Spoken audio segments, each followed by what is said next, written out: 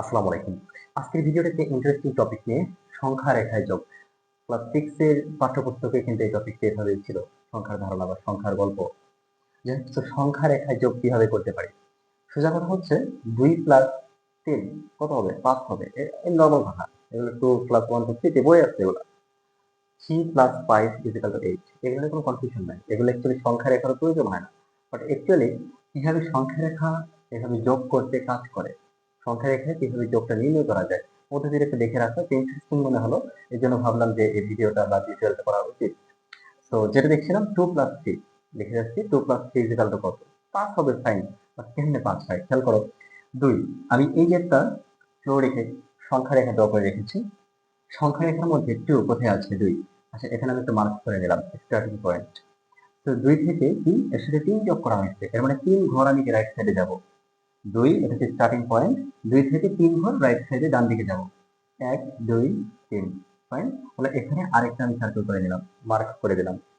Fine. এখানে বৃত্ত ভরাট করতে হবে বা করতে হবে না এটা রিলেটেড কোনো কথা না। কোথায় স্টার্ট করছি, কোথায় ending point end starting point it's important. অর্থাৎ আমি 2 থেকে 3 ঘর যাওয়া মাত্রই আমি কত নাম্বার পয়েন্টে গেছি? সংখ্যা রেখায় 5 নাম্বার পয়েন্টে 5 নাম্বার জায়গায় গিয়েছি। দ্যাট মিন্স 2 থেকে 2 এর সাথে 3 যোগ করলে 5 হয়ে যায়। 5 হয়তো তো 5 নাম্বারে গিয়েছি, এটাই এখানে বোঝানো হচ্ছে। তো এটা যদিও চ্যাপ্টার 6 এরকম ভাবে ক্লাস 6 এরকম টপিকটা ছিল অ্যাকচুয়ালি।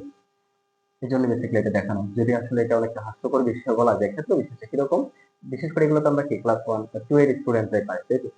তারপরে এটা অ্যাকচুয়ালি এভাবে কাজ করে, এভাবে কি মানে সামেশনটা করা যায়, যোগটা করা যায়, এই জন্য এটা দেখানো হয় যে 3 প্লাস 5। তো 3 বলতে স্টার্টিং পয়েন্ট কত? 3। ওকে ডান।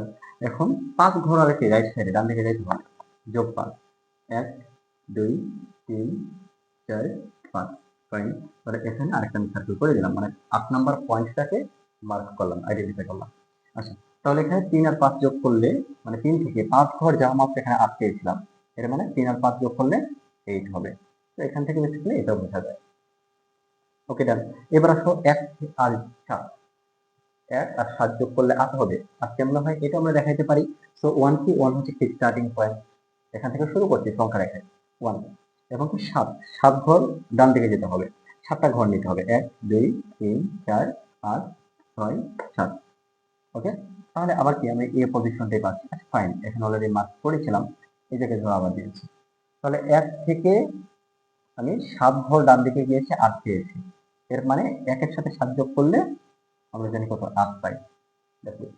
অর্থাৎ সংখ্যা রেখার মাধ্যমে আমরা এভাবে যে কোনো দুটি সংখ্যার যোগ বের করতে পারি।